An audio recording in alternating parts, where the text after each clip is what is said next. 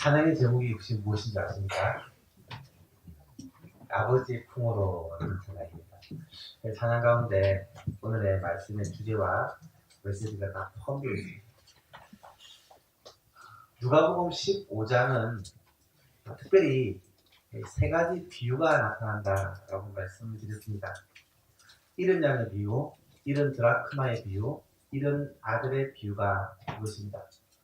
이 세 가지 비유의 공통점이 무엇이었습니까? 무엇인가를 잃어버렸습니다. 그리고 그 잃은 것을 찾기 위해 애를 씁니다. 그리고 결국은 찾죠. 찾고 나니까 너무 좋아합니다. 이것이 이 세 가지 비유의 공통점입니다. 이 비유들은 바로 잃어버린 영혼을 향한 하나님 아버지의 마음을 보여주는 그런 비유들입니다. 잃어버린 영혼을 향해 하나님 아버지께서 어떤 마음을 가지고 계신지, 또 그 잃어버린 영혼을 찾았을 때 얼마나 기뻐하시는지를 우리가 알 수가 있습니다. 오늘은 마지막 비유로 잃은 아들의 비유를 우리가 살펴보고자 합니다. 어떤 집에 아들 둘이 있습니다. 큰아들은 소위 말하는 모범생입니다. 부모 말씀도 잘 듣고 공부도 잘하고 착합니다. 그런데 이 둘째는 조금 문제가 있습니다. 둘째는 소위 말하는 문제합니다. 공부도 잘 안 하고 부모님 말씀도 잘 안 듣고 거기다가 바람기까지 있습니다. 그래서 아버지가 이 둘째 아들에 대해서 늘 걱정하는 마음이 있었겠죠. 어느 날 이 둘째 아들이 폭탄 선언을 합니다. 아버지에게 찾아와서 이렇게 말합니다. 아버지, 어차피 돌아가시면 유산을 우리들에게 나누실 거 아닙니까? 그 유산을 미리 좀 주십시오. 제가 좀 쓸 때가 있습니다. 보통 아버지 같으면 이 불효막심한 아들 같으니라고 아버지가 이렇게 두는 시퍼렇게 뜨고 살아있는데 유산을 주라면 아버지가 죽기라도 바란단 말이냐 이러면서 노발대발하는 것이 정상일 것 같지만 이 아버지는 이 둘째 아들의 말대로 유산을 나누어서 각각 아들들에게 주었다라고 기록되어 있습니다. 원래부터 이 둘째 아들은 아버지의 유산을 받으면 먼 나라로 떠날 생각을 가지고 있었습니다.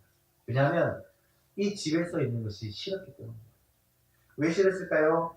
집에 있으면 아버지로부터 간섭을 받아야 되고 형과 비교를 당해야 되고 그래서 이렇게 저렇게 스트레스를 받았던 것 같습니다. 세상은요 훨씬 멋있어 보입니다. 먼 나라에 도시에 가면 즐길 것, 재미있는 것, 신나는 일들이 굉장히 많아 보입니다. 세상에서 돈만 있으면 얼마든지 멋있게 잘 살 수 있을 것이라고 이 아들은 착각을 했던 것입니다. 아마 속으로 이렇게 생각을 했을 것입니다. 내가 집에만 있으니까 이 청춘이 썩는 것 같다. 내가 세상에 나가서 마음껏 내 꿈을 펼쳐보고 집에서는 늘 아버지로부터 형으로부터 그렇게 부정적인 인식을 심어주었지만 내가 세상에 나가서는 멋지게 성공해서 금이환영을 할 것이야. 돌아오면 아버지도 형도 나를 보고 야 대단한데 그럴 줄 몰랐는데 이러면서 깜짝 놀라게 해줘야지. 아마 그런 포부를 안고 세상을 향해 나가지 않았을까 우리는 상상해 볼 수 있습니다. 어쨌든 이 아들은 아버지의 재산을 다 정리해서 며칠 후에 바로 먼 나라를 향해 떠납니다. 처음에는 해보겠습니다. 돈이 있으니까 사람들이 이 아들 주위로 몰려들었습니다. 이것이 세상 사는 맛이구나. 아마 굉장히 즐겁게 하루하루를 보냈을 것입니다. 집은 감옥이야. 정말 힘들었어. 아마 집을 생각해 보면서 치를 떨었을 것입니다. 그런데 그렇게 한 달, 두 달이 지나고 어쩌면 1년, 2년이 지났을 줄 모릅니다. 어느새 집에서 가져왔던 그 많던 재산이 다 사라지고 바닥이 납니다. 돈을 벌 수 있는 방법을 찾아보기 위해 알아봤지만 세상은 만만치 않습니다. 돈 벌 수 있는 방법이 생각보다 어렵습니다. 결국 이 아들에게 있는 재산이 다 바닥나고 이제는 살던 집에서도 쫓겨나야만 되었고요. 갈 곳도 없습니다. 먹을 것도 없습니다. 마침 그 나라에 흉년이 들었습니다. 이제는 사람을 먹을 것이 아니라 짐승들이 먹을 것이라도 먹고 싶어서 그렇게 배를 움켜잡아야만 했습니다. 결국 어쩔 수 없이 어떤 집에 종으로 들어가게 됩니다. 여러분, 여기서 우리는 죄의 굉장히 중요한 특징을 발견하게 됩니다. 죄는요, 우리를 자신의 종으로 만드는 특징이 있습니다. 이 세상의 즐거움에는 중독성이 있습니다. 중독성이라는 것이 여러분 무슨 의미인 줄 아십니까? 중독이라는 것은 한마디로 얘기하면 죄를 종으로 만든다라는 그런 의미입니다. 세상의 즐거움은 처음에는 내가 선택합니다. 하지만 어느 순간 지나고 나면 내 의지와는 상관없이 그것에 빠져들게 되고요. 결국은 그곳에서 헤어나오지 못하게 됩니다. 그것이 중독이죠. 그것이 종이 된다는 말입니다. 세상 즐거움은 마치 소용돌이와 같습니다. 소용돌이가 빠져들게 되면 헤어나올 수가 없습니다. 마치 소용돌이처럼, 마치 늪처럼 세상에 자꾸 깊이 빠져들어가면 나올 수 있는 방법이 없습니다. 이것은요, 하나님의 백성들에게도 예외가 아닙니다. 둘째 아들이 택한 것은 바로 이 세상 즐거움이었고 죄였고요, 쾌락이었습니다. 중간에 몇 번이나 그런 생각이 들었을 거예요. 지금 내가 뭐 하고 있는 거지? 이렇게 하면 안 되는데. 문득문득 후회하는 마음이 들었을 것입니다. 하지만 한 번 죄에 발을 잡고 나니까, 세상에 빠지고 나니까 헤어나올 수가 없는 거예요. 결국은 종의 자리까지 그렇게 낮아지게 되었습니다. 당장의 삶을 통해 우리가 깨닫게 되는 중요한 교훈이 있습니다. 바로 죄는 doing의 문제가 아니라 being의 문제라는 것입니다. 갑자기 영어 써서 당황스럽죠? doing이라는 말은 어떤 행동을 하느냐라는 것이라면 being은 어디에 있느냐라는 것입니다. 여러분, 아버지 집에 있어야 될 이 아들이 세상에 있으니까 자연스럽게 죄의 종이 되는 것입니다. 여러분 꼭 기억하십시오. 우리가 죄를 짓기 때문에 죄인이 아니라 죄인이기 때문에 죄를 짓는 것입니다. 똑같은 말입니까? 똑같은 말이 아닙니다. 우리는 죄를 짓기 때문에 죄인이 된다라고 생각하지만 그렇지 않습니다. 우리가 죄인이기 때문에 죄는 자동적으로 짓는 것입니다. 어떻게 죄인이 되는 것입니까? 하나님 아버지의 품을 떠나기 때문에 죄인이 되는 것입니다. 예수님은 이렇게 말씀하십니다. 너희가 나를 떠나서는 아무것도 할 수 없습니다. 예수님의 품을 떠나면, 하나님의 품을 떠나면 우리 성도들은 정말 아무것도 할 수 없는 존재가 되고 맙니다. 여러분, 교회에 다니지 않고 신앙생활을 하겠다라는 사람들이 종종 있습니다. 교회에 다니지 않고 혼자 신앙생활을 하면 과연 신앙생활을 할 수 있을까요? 절대로 불가능합니다. 말씀, 기도, 이것은 안 하면서 내가 잘 살겠다, 하나님의 뜻대로 살겠다라고 생각하는 사람이 있어요. 일주일이 지나도 말씀 한 번 펴지 않고 하나님 앞에 기도 한 번 하지 않으면서 내가 그래도 다른 사람보다 잘 살겠다, 성경대로 살겠다. 여러분, 꿈깨야 됩니다. 불가능한 겁니다. 주님 품 안에 있지 않고 말씀 안에 있지 않고 은혜 가운데 있지 않으면서 하나님의 뜻대로 잘 살겠다. 불가능한 것입니다. 왜 그렇습니까? 죄의 속성을 잘 모르기 때문에 그런 것입니다. 하나님을 떠나 하나님 밖에 있으면 이미 그 사람은 큰 죄를 짓고 있는 것입니다. 왜 그래요? 사랑하는 하나님 아버지의 마음에 못을 박는, 마음을 아프게 하는 죄를 이미 짓고 있는 죄인입니다. 하나님을 떠나면 죄인이기 때문에 죄를 자동적으로 지을 수밖에 없고, 하나님을 떠나면 내 마음대로 살 수 있는 것이 아니라 죄에게 종이 될 수밖에 없다는 것입니다. 죄의 종이 되면 그때부터는 죄를 내 의지와는 상관없이 치울 수밖에 없는 비참한 존재가 되어버리는 것이죠. 둘째 아들이 그랬습니다. 처음에는 이 많은 재산을 가지고 세상에서 즐기면서 하지만 잘 살겠다라고 생각했겠지만 죄의 발을 담그는 순간 죄 속에 깊이 빠져들어서 죄 가운데 죄의 종이 되어버리고 말았습니다. 그 이유가 무엇이었느냐? 아버지의 품을 떠나기 때문에. 둘째 아들은 어느 날 자신의 삶을 돌이켜보고 있죠. 너무 서글픈 생각이 들었습니다. 지금 내가 이게 무슨 짓이냐? 내가 지금 왜 이러고 있지? 무엇이 잘못된 것인가? 정말 배가 고파 죽겠는데 돼지를 치면서 이런 생각을 했습니다. 저 돼지가 먹는 음식을 나는 먹을 수 없을까? 돼지도 배부른데 나는 배가 고파 죽는구나. 여러분, 항상 문제 해결의 출발점은 이처럼 자신의 상태를 정확하게 아는 데부터 출발합니다. 자신의 모습을 돌아보고 자신의 상태를 깨닫게 되자 자연스럽게 무엇이 떠오르게 됩니까? 아버지의 집이 떠오르는 거예요. 이 아들은 몇 년 전 자신이 행복했던 시기를 떠올릅니다. 그때는 답답했는데, 그때는 힘들었는데, 떠나고 보니까 가장 행복한 것이 아버지의 품이었구나. 나를 사랑하시고 나를 잘 대해주셨던 아버지가 떠오릅니다. 형이 떠오릅니다. 집에 함께 살던 종들이 떠오릅니다. 여러분, 아버지의 집에 있었던 종들은요, 품꾼들은요, 먹을 걱정 안 하고 살았습니다. 배불리 먹고 살았습니다. 그런데 나는 지금 이곳에서 굶주려 죽는구나. 너무너무 비참한 거예요. 갑자기 아버지의 집으로 돌아갈까? 라고 생각을 해보았지만 용기가 나지 않습니다. 왜 그렇습니까? 너무 부끄러운 거예요. 그렇게 큰 소리 쳐놓고 집을 떠났는데 다시 아버지 집으로 돌아가려니까 도저히 아버지 볼 면목이 없고 부끄러운 겁니다. 반드시 성공해서, 멋지게 성공해서 아버지의 집에 들어가려고 했는데 이렇게 되다니.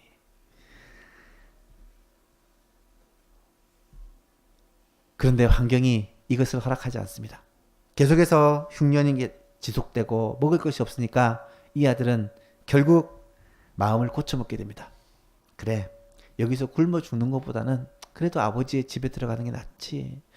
부끄럽지만 아버지 낯을 볼 그런 면목이 없지만 그래도 아버지의 집에 들어가자. 그리고 아버지 집을 향해서 일어나려는데 문득 드는 생각이 있습니다. 내가 아버지 집에 가면 아버지가 나를 받아주실까? 만약에 가다가 문전박대를 나가면 어떡하지? 아버지께서 집 나간 자식이 왜 자기 집이라 들어오냐면서 쫓아내면 어떡하지? 걱정이 됩니다. 어떻게 할까 고민을 하는 가운데 한 가지 아이디어가 떠올라요. 그래, 아버지 집에 가서 아들로 받아달라지 말고 종으로 받아달라고 하자. 그래도 아버지 집에 가서 종으로 살면 지금보다는 훨씬 더 나을 건데. 그런 마음을 가지고 아버지 집으로 갑니다. 가면서도 몇 번이나 고민을 했을 것입니다. 염려와 걱정이 밀려옵니다. 부끄럽습니다. 갈등이 생깁니다. 그렇게 갈등과 염려를 반복하다가 결국은 아버지 집이 보이는 데까지 왔습니다. 이 언덕만 넘으면 아버지 집입니다. 여러분, 큰 한숨을 쉬고 아버지 집을 향해서 발걸음을 탁 디디려는데 그때 어떤 일이 벌어졌는지 아십니까? 사랑하는 성도 여러분, 우리가 아버지의 품을 떠나 세상에서 살아가면서, 세상 가운데 빠져 살아가면서, 세상 죄의, 세상 즐거움의, 세상 쾌락 속에 살아가면서 아버지께로 쉽게 돌아가지 못하는 제일 큰 이유가 무엇일까요? 물론 세상이 주는 그 유혹이 크기 때문이기도 합니다. 하지만 또 하나의 중요한 이유가 있습니다. 아버지의 사랑에 대한 확신이 없기 때문입니다. 무슨 말입니까? 아버지께로 돌아가면 과연 아버지께서 나를 용서해 주실까? 내가 세상에서 이렇게 방황하고 내 마음대로 살았는데 아버지께서 나를 받아주실까? 아버지께로 돌아가면 내가 다시 옛날처럼 그런 삶을 회복할 수 있을까? 걱정이 되는 거예요. 많은 사람들이 오늘날도 주님 품을 떠나 살아갑니다. 통계 자료가 얘기하듯이 지금 한국 교회는요, 매년 30만 명의 사람들이 하나님의 품을 떠난다고 합니다. 여러분, 30만 명이면 1000명 규모의 교회가 300개입니다. 100명 규모의 교회는요, 3000개입니다. 그런 어마어마한 사람들이 매년 주님의 품을 떠나는 거예요. 그렇게 주님의 품을 떠나서 세상 가운데 살아가다가 왜 후회를 안 하겠습니까? 하나님의 품을 떠나면 그때부터 죄의 종이 되는데요. 하나님께로 돌아와야 된다 생각을 하지만 쉽게 돌이키지 못하는 이유 중에 하나는요. 하나님께서 나를 용서해 주실까? 하나님께서 나를 받아주실까? 나를 다시 자녀 삼아 주실까? 다시금 나를 맞아 주실까? 하나님의 사랑에 대한 확신이 없는 거예요. 그런데 오늘 본문 20절에는 무엇이라고 말하는지 보셔야 됩니다. 20절 말씀을 같이 한번 읽어봅시다. 20절 시작. 이에 일어나서 아버지께로 돌아가니라.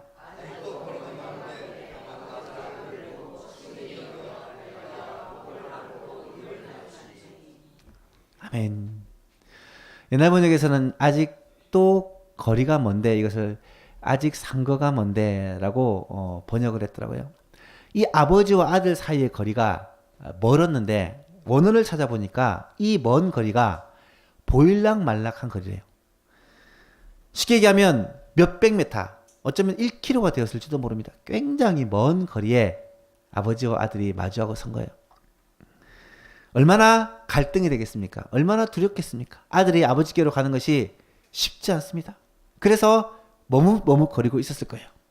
근데 오늘 본문에 보니까 아버지가 그를 보고 치근히 여기사 달려가 목을 안고 입을 맞추니. 여러분, 보일락말락한 거리에 아들이 있어요. 그런데 그 아들을 발견하자마자 아버지는 달려갑니다. 오늘날 얘기하면 버선발로 달려가는 거예요. 그냥 막 뛰어가는 겁니다. 그리고 그 아들을 와락 끌어안고 입을 맞춥니다. 이 말씀은 무슨 의미겠습니까? 아버지는요, 날마다 문 앞에 서서 아들 돌아오기만을 기다렸다는 말입니다. 그 먼 거리에서 아들을 어떻게 알아볼 수가 있었겠습니까? 아들이 돌아올 것이라는 것을 아버지는 잘 알고 있었던 것입니다. 아들이 돌아오기만을 간절히 기다리고 있었다는 것입니다. 여러분, 그 아들이 돌아왔을 때 아버지는 먼저 달려가서 그 아들을 끌어안고 그 아들에게 입을 맞추는 그러한 감격적인 상봉을 하게 됩니다. 우리 하나님 아버지는 바로 이런 분이십니다. 우리가 하나님을 떠나 있을 때 우리를 애타게 기다리시는 분이십니다. 우리가 하나님을 떠나서 세상 가운데서 얼마나 고생하며 죄의 종으로 살아가는 것이 얼마나 힘든지를 하나님은 알고 계십니다. 그래서 죄 가운데 우리가 방황하다가 하나님께로 우리의 방향을 조금이라도 틀면 하나님은 멀리서 알아보시고 우리를 향해 달려오십니다. 우리가 하나님께로 돌아가려고 결단만 하면, 마음만 돌이키면 하나님은 어느새 우리에게로 달려오셔서 우리를 불쌍히 여기시고 우리를 끌어안으시고 아무런 이유를 묻지 않고 조건을 묻지 않고 과거를 따지지 않고 우리를 용서해 주시는 그런 사랑의 하나님이시다라는 것입니다. 아들이 얼마나 당황했을까요? 이 아버지의 모습에 당황한 아들은 준비해온 멘트를 시작합니다. 뭡니까? 21절에 아버지, 내가 하늘과 아버지께 죄를 지었사오니 지금부터는 아버지 아들이라 일컬음을 감당하지 못하겠습니다. 그 다음에 무슨 말 해야 돼요? 나를 아들로 보지 마시고 품꾼의 하나로, 종의 하나로 써주십시오. 이 말을 하려고 합니다. 그런데 아버지의 모습을 보십시오. 그 말이 채 끝나기도 전에 이 말을 완전히 무시하고 아버지께서 이렇게 합니다. 22절 말씀에 아버지는 종들에게 이르되 제일 좋은 옷을 내어다가 입히고 손에 가락지를 끼우고 발에 신을 신기라. 그리고 살진 송아지를 끌어다가 잡으라. 우리가 먹고 즐기자. 큰 잔치를 벌이자. 그러면서 24절에 이렇게 말합니다. 같이 한번 읽어볼까요? 시작. 이 내 아들은 내가 잃었다가 다시 얻었노라 하니 그들이 즐거워하더라. 아멘. 여러분, 이 순간 이 아들은 죄의 종이었는데 하나님 아버지 아들로 그 신분이 바뀌게 됩니다. 죄의 종의 자리를 떨쳐버리고 하나님의 품으로 안기게 되는 이 놀라운 역사가 이 순간에 일어나 버리는 것입니다. 이것은 철저히 하나님의 은혜, 하나님의 선물, 하나님의 일방적인 사랑으로 공짜로 주어진 것입니다. 여러분, 예수를 믿는다는 것은 바로 이런 것입니다. 은혜라는 것은요, 묻지도 따지지도 않는 것입니다. 여러분, 만약에 아버지가 아들을 영접하면서 내가 용서는 해줄게. 근데 따질 건 따지자. 네가 어떻게 그럴 수가 있니? 과거를 묻는다면 이 아들은 아버지 앞에서 어떻게 살아가겠습니까? 은혜는 굉장히 불공평한 겁니다. 우리는 본성적으로 불공평한 것을 거부하는 그런 경향이 있어요. 그래서 공짜로 은혜로 주신다고 하면 마음이 깨림직합니다. 아무 이유 없이, 아무런 조건 없이 하나님의 사랑을 받는 것을 불편해 하더라고요. 오히려. 그래서 뭔가 내가 할 수 있는 것을 하기를, 돈이라도 줘야 될 것 같고, 노력이라도 해야 될 것 같고, 뭔가 내가 할 수 있는 것을 하려는 그런 본성이 우리에게는 있는 것 같아요. 이 아들도 마찬가지입니다. 아버지 앞에 그냥 이 은혜를 받기가 너무 부담스러우니까 내가 종이 되겠습니다. 이 집에서 종으로 살겠습니다. 라고 조건을 제시해 봅니다. 하지만 아버지는 그 조건을 전혀 듣지를 않습니다. 아무런 조건 없이 너무나도 불공평하게도 이 모든 좋은 것을 다 은혜로 주시는 것입니다. 여러분 한번 생각해 보세요. 만약에 구원이 조건적이라면, 하나님의 은혜가 공평한 것이라면 우리는 정말 큰일 납니다. 구원받기 위해서 만약에 우리가 그만큼 대가를 치러야 된다면 여러분 우리는 어떻게 하겠습니까? 우리가 무엇을 해야 되겠습니까? 하나님의 은혜는, 하나님의 구원은 아무런 조건 없이, 아무런 대가 없이 공짜로 선물로 주신 것입니다. 사람의 용서는 그렇잖아요. 사람은 용서를 해도 항상 마음에 담아둡니다.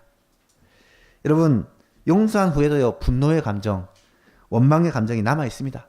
내가 용서는 하지만 앞으로 두고 보겠어. 이런 마음이 다 있잖아요. 그렇지 않습니까? 심지어 부모가 자식을 용서해도요, 앞으로는 바뀌겠지. 그런 기대감이 있습니다. 똑같은 모습이 반복되고, 똑같은 모습이 반복되고, 자꾸 반복되면 부모도 용납이 안 돼요. 이것이 사람의 모습입니다. 우리의 마음에는 용서를 통해 우월감을 느낍니다.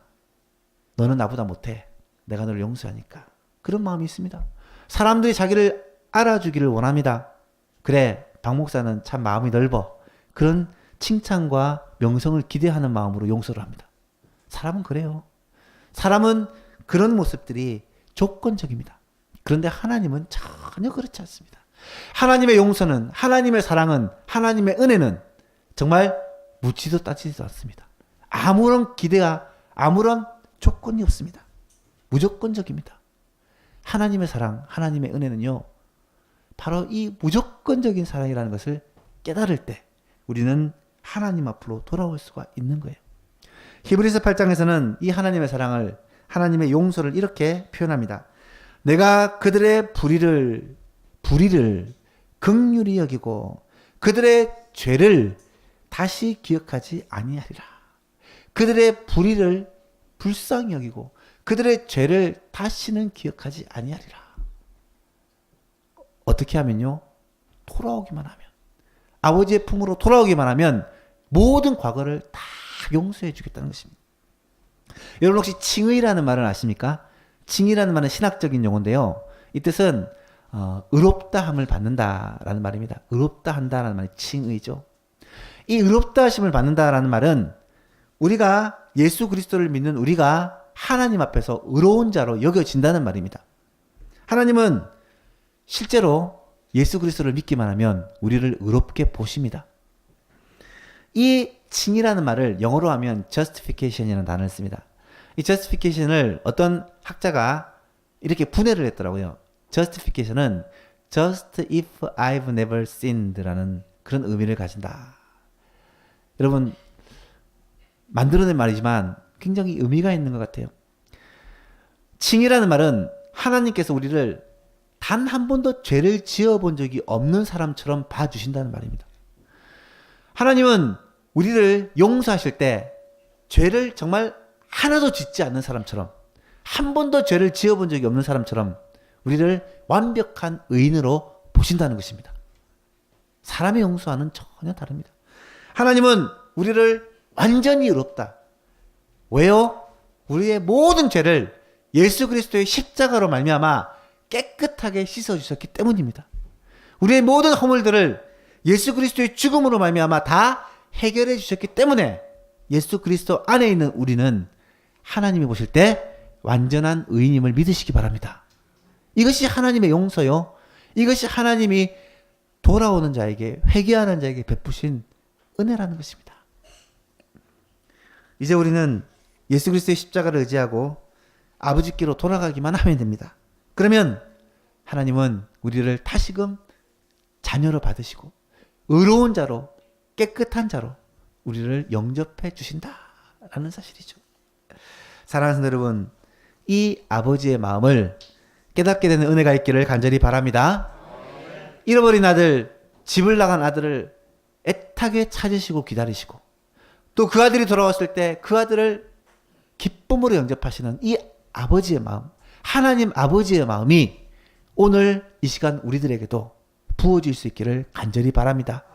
만약에 이 자리에 아버지의 품을 떠나 세상이 좋아서, 돈 버는 것이 좋아서, 세상 즐거움이 좋아서, 세상 쾌락이 좋아서, 사람들이 좋아서 이런저런 이유로 하나님과 멀어지고 세상 속에 살아가는 사람이 있다면 오늘 이 말씀이 여러분에게 주시는 하나님의 음성이 될 수 있기를 바랍니다. 아버지께로 돌아오라. 아버지께서 지금도 문 앞에 서서 목이 빠지도록 기다리고 계십니다. 돌아오면 이유를 묻지 않고 조건을 묻지 않고 아들로 영접하시며 딸로 영접하시며 하나님의 귀한 이 모든 자녀의 특권을 다 누리도록 해주신다라는 이 메시지를 우리가 들을 수 있기를 간절히 바랍니다. 또 한 가지, 혹시 우리 주위에 사랑하는 사람들 가운데, 우리 가족들 가운데, 이웃들 가운데, 친구들 가운데, 가까운 친척들 가운데 하나님 안에 있었지만 하나님을 떠나 세상 속에 살고 있는 사람, 하나님의 품을 떠나 세상 가운데 고생하며 살고 있는 사람, 죄의 종으로 살아가고 있는 사람이 있다면 그들을 기다리시는 하나님 아버지의 마음을 우리도 품게 될 수 있기를 간절히 바랍니다. 그런 사람이 많아요. 생각보다 많습니다. 우리 남편이 그런 사람이 될 수도 있고요. 우리의 자식들이 그런 사람일 수도 있습니다. 사랑하는 친구들, 그들이 하나님의 품을 떠나 살 수도 있습니다. 우리 이웃에 예수 믿다가 낙심한 사람들이 얼마든지 있습니다. 여러분, 그들을 하나님이 기다리실까요? 기다리지 않으실까요? 오늘 분명히 말씀하십니다. 날마다 문 앞에 서서 아들이 돌아오기만을 기다리고 있습니다. 아들이 저 멀리 보일락말락한 거리에 있을 때 아버지는 아들을 먼저 발견하고 아들을 향해 뛰어갑니다. 이것이 우리를 향한 하나님 아버지의 마음이다라는 것이죠. 이 마음을 저 여러분들도 품게 되기를 간절히 바랍니다.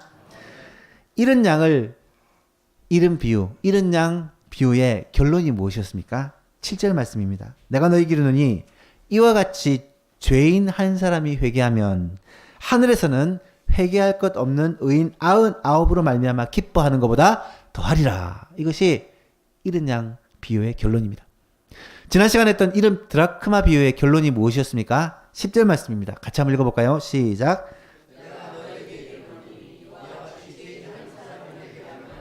하나님의 사자들 앞에 기쁨이 되느니라. 죄인 한 사람이, 하나님의 품을 떠난 한 사람이 돌아오면 하나님도 기뻐하시고 하늘의 천사들도 기뻐하시고 모든 성도들도 함께 기뻐한다는 겁니다.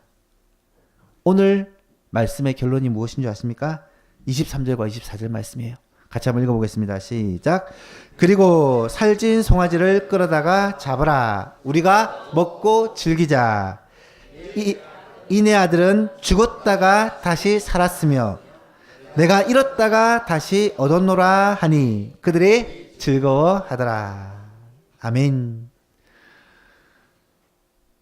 죽었다가 다시 살아났으며 잃었다가 다시 얻었으니 얼마나 즐거운가. 하나님이 즐거워하시고 그들은 가족들과 종들을 의미하겠죠.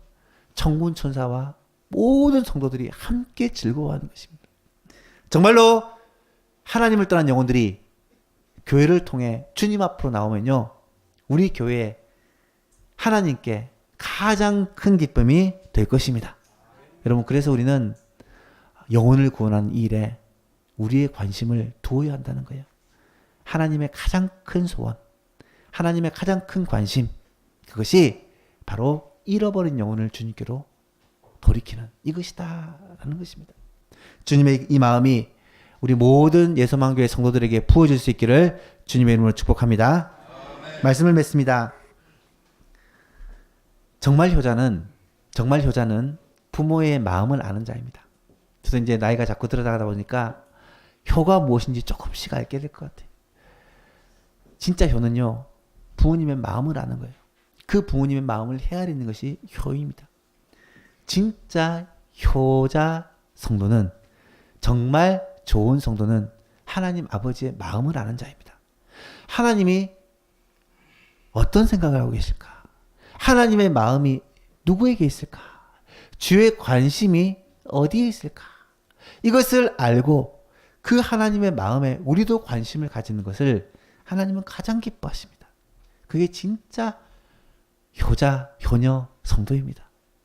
사랑하는 예수만교회 성도 여러분, 우리 예수만교회가 정말로 하나님을 기쁘시게 하는 효자, 효녀 성도들이 될 수 있기를 간절히 바랍니다.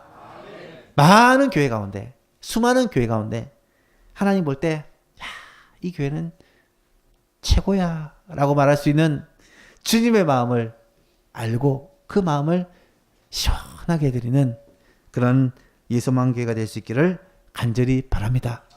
그러기 위해서 오늘 주신 말씀 따라 잃어버린 한 영혼에 우리가 관심을 가지고 그 영혼을 주님 앞으로 인도하여 이 자리에 함께 나와 복음의 말씀을 듣고 하나님의 이 초청의 메시지를 듣고 하나님 앞에 다시 아들로, 다시 하나님의 영광스러운 그 아들로 회복되어지는 놀라운 은혜가 이번 가을에는 이런 영혼 추수의 열매가 꼭 맺혀질 수 있기를 주님의 이름으로 축복합니다. 찬송가 525장 찬양 드리면서 준비하신 헌금 하나님께 드립니다.